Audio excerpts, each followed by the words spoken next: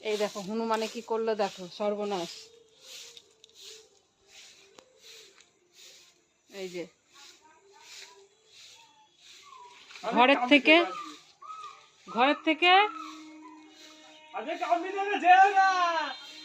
থেকে বাঁধাকপি নিয়ে চলে এসে খাচ্ছে এই যে এখানে বসে।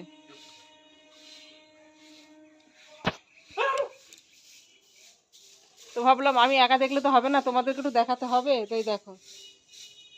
আর এখন বাঁধাকপির দাম কম, তো ও টেনশন নেই, বাঁধাকপি খেয়ে নিলে টেনশন নেই, বাঁধাকপি ফুলকপির এখন দাম কম, তাই না? দেখো ছাদে আজকে কত হনুমান, আমি কি করে রিলস বানাবো, চারিদিকে শুধু হনুমান আর হনুমান। দেখো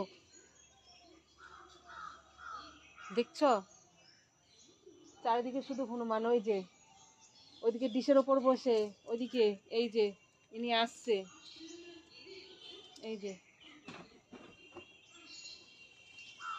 এত হনুমান। ওই যে একজন ওই নিম গাছে বসে রয়েছে, ওই যে ঘরে না চলে যায়, দেখি ঘরে গেল কি।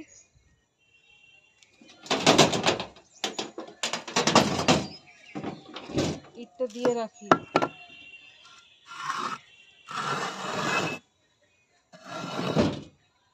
ইটটা পা দিয়ে দিয়ে রাখলাম, না দরজাটা যেই খুলে যাবে সেই হনুমান আবার ঢুকবে। আগের দিন ওরকম করে হনুমান ঢুকে বিস্কুটের কোটো নিয়ে পালিয়ে গিয়েছে। তো আজকে জানি না, আমার ভয় করছে, রিল বানাবো কি করে।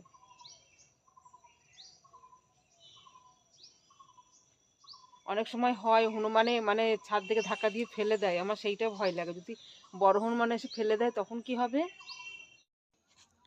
Hello guys, good afternoon. কেমন আছো তোমরা সবাই? আশা করি অনেক ভালো আছে। আমার ব্লগে তোমাদের অনেক অনেক স্বাগত, অনেক অনেক ভালোবাসা। তো এই দেখো আমি ভিডিও করতে এসেছি, এক্ষুনি আমাকে হনুমানে ধাক্কা দিয়ে ফেলে দিচ্ছিল।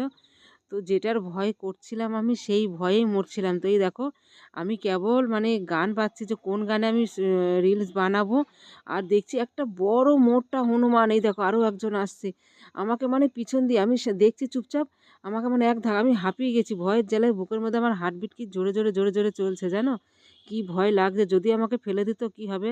একবার ভাবছি নেমে যায়, নেমে গেলে তো ঘরের মধ্যে আবার নেটওয়ার্ক পাবো না, তো করি দেখি। তো দেখো আজকেও আসলাম, তো চা করেছে, দেখো যে কতটা চা করেছে দেখো।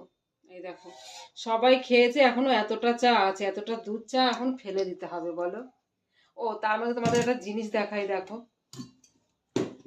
তো এখন এগুলো গুছাইনি আমি। আগের দিন আমি এমনি সকালবেলা গাজর সিদ্ধ খাই ভাতে। তো আগের দিন আমার মেয়েকে বললাম যে গাজর ছিল না একটাও, মানে দুটো ছিল, দুদিন আমার হতো, পড়ে যাচ্ছিল। তো একটা একটা খেলাম, আর একটা ছিল সেই রূপে, ছাগল এসে খেয়ে গিয়েছে। তো আমি বললাম যে গাজর খাবো গাজর খাবো, তো ও তো আনেনি। তো ওর বাবা এনেছিল ছোট ছোট দিকে চারটে মতো, তো একটা দিয়েছি আর একটা, তিনটে এখনো রয়েছে। তো তারপরে দেখছি আমার শ্বশুর আবার এই গাজরগুলো নিয়ে এনেছে, দেখো কি মোটা মোটা, কি বড় বড়, কি ভালো লাগছে না দেখতে। তো কালকে কালকে আমি এই গাজরটা দেব, এইটা খাবো আমি, এইটা ভাতে দেবো, আমার সত্যি খুব ভালো লাগে। আর হচ্ছে দুটো তিনটে আলু রেখেছিলাম, তার মধ্যে দুটো হনুমানে নিয়ে চলে গিয়েছে, আর একটা রয়েছে, জানি না খেয়েছে কি খায়নি, ছুটেছে, বাঁধাকপিটা খেয়েছে, আলু নিয়ে চলে গিয়েছে। আর এই তারপরে এইগুলো এনেছে, এইগুলো আবার আমি এখানে রেখে দিয়েছি, তারপর গেট দিয়ে, একটু গেট খোলার উপায় নেই, নিচে রাখলে ছাগলে, এদিকে ওপরে রাখলে হনুমানে নিয়ে পালাচ্ছে। তো এখন আমার মেয়ের বায়না কি, আমার মেয়ের স্কুল থেকে যে বইগুলো নেই, সবসময় পেটে ওরম করিস কেন রে। তো ওর এখন বায়না, ওর যে বইগুলো দিয়েছে বইগুলো এখন মরার দিতে হবে। তা আমি সত্যিকারের কথা মরার দিতে পারি না। ছোটবেলায় যখন আমি যখন পড়তাম আমার বাবা মরার দিয়ে দিত। তো এখন ওর দাদা আগে বলছি, দাদা বলছে এখন মরার দিতে পারবো না। তো ওর এক জ্যাঠার মেয়ে আছে, তোকে বললাম তুই পারিস, বললো হ্যাঁ পারি। আমি বললাম কালকে এসে মরার দিয়ে দিবি, বললো হ্যাঁ দেবো।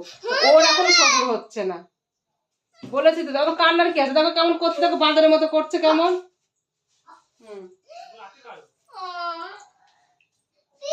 তো যাই হোক বন্ধুরা, বেশি গল্প করবো না। দেখো ঘরের জামা কাপড় সব পরে রয়েছে, ওই দেখো জামা কাপড় কেচেছিলাম সব, ওগুলো মানে শুকিয়ে গেছে সব, ওখানে রেখে দিয়েছি। এখন আমি ওগুলোকে গুছাবো, গুছিয়ে নিয়ে তারপর আবার বুঝতে পারো সকালের দিকে কিচ্ছু হয় না, রাতের বেলা কাজ গুছিয়ে রাখাটাই ভালো। সকালবেলা ঘর ঝাড়তেও ঘর মুছে ব্যস্ত হয়ে যায়। তো যাই হোক, এখন না তোমাদের সঙ্গে বেশি গল্প করবো না, এখন আমি কাজ করব। তো বাই।